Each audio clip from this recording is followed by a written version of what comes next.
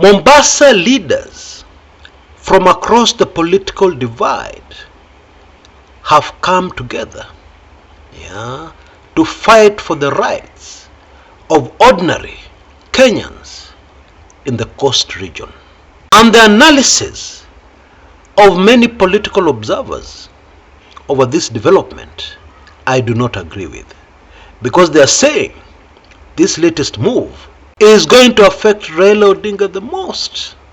They are saying Raila Odinga is in trouble, because we all know that the coastal region has been a Raila Odinga stronghold. And according to this political analyst, as a result of this unity, Raila Odinga in coast, kwisha maneno. I don't agree. I'm wondering what they're talking about. But let us back up a little and start this story from the beginning. Now, coast politics is very complex. Much more complex than many Kenyans realize. Let me just give you one example. There is a lot of fierce politics and enmity between two groups at the coast. Let me put it this way: the Arabs and the non-Arabs. The Arabs have money. They are rich. Most of the very wealthy people at the coast are Arabs. And of course the non-Arabs are ordinary wananchi. And this factor influences politics at the coast a lot. And therefore I find it super fascinating that in this new unity call for Mombasa, both these two groups, which rarely have the same political interests, have come together for the first time in a long time to speak with one voice. And to me, what that means is serious trouble for the Ruto regime. And if you still doubt me, look at what agenda number 1 is all about. In fact, the real reason, the real trigger which has brought Mombasa leaders together. It is the port. Because there are plans by government to, let me be careful to use the right language, because this government is very well known for flowering things with language. So let me play ball. The trigger which has brought all these coast leaders together is the plan to lease out the port. What does that even mean? Other Kenyans are saying it bluntly: privatize the port. Now, the way this idea is being sold is that foreigners who come into the country and who are given this opportunity will be much better placed to yield a huge profit from the operations of Mombasa port. That is the story they're using to sell this idea. And in my opinion, they're selling this idea while completely ignoring reality. Because when you lease out the port to somebody, what will happen to those thousands of people in Mombasa who are employed at the port? And the tens of thousands who rely indirectly on the port to make a living? What is going to happen to all those people? And to make matters worse, this is an idea that was finalized without the input of the people on the ground, without even the input of leaders from the coast.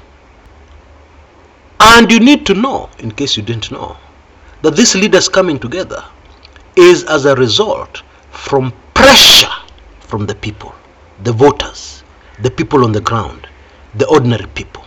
Okay?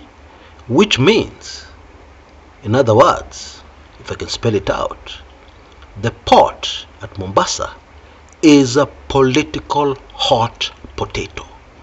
And this potato is very hot. Don't even think of holding it in your hands, even with thick gloves. Hii ni moto kuliko pasi ya makaa. Okay? That is the reality. Not only because of jobs. All over the world, the people who live around the port are supposed to be the first beneficiaries of that port. Yeah, because they have to go through a lot of inconveniences. They are hit hard by the fact that the port is where they live or close to where they live. Yeah, and this includes environmental issues, it includes noise pollution, etc., etc. And therefore, leaving them out, what you're saying is that all these people who are going through all these inconveniences are supposed to sit and keep quiet while other people benefit from the same port. Other people far, far away from where this port is. That is the main issue, if you want to understand what is really happening, because there's been a lot of noise over the Mombasa port for quite some time now. But there's another super fascinating factor that has come into play, yeah, which confirms to us exactly what is happening deep in UDA. You see, people in the UDA party, people in the Kenya Kwanza coalition, who are not from the Rift Valley, are facing very tough times. Okay? Because clearly what has happened is that the benefits, the main shareholders, if you like, as Gashago told us, the main shareholders who are benefiting from this government all come from the Rift Valley. Yeah, most of the benefit is going there.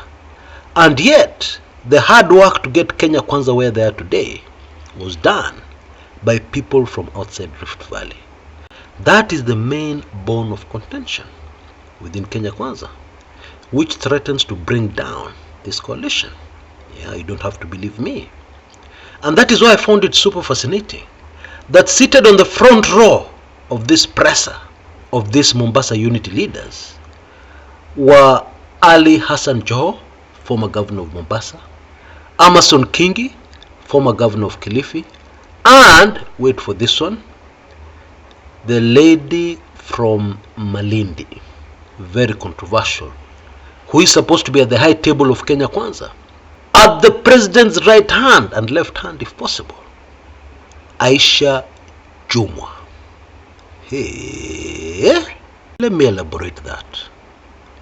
If you're very close to the president and you're Aisha Jumwa, there would be no need of all this drama. Mombasa Unity calling press conferences, talking to the people. There would be no need of this. All the coast leaders would have done would have been to pick up a phone and call Aisha Jumwa and tell her, hey, tuko na shida na poti yetu, unaweza kuongea na huyu jamaa wako, tuomba tafadhali. And should have talked to Ruto, and the problem would have been solved. And so this latest development tells us that Aisha Jumwa does not have the clout anymore. And it also means that Aisha Jumwa must have been pushed into a very bad corner. I'll tell you why. Aisha Jumwa is not an elected leader.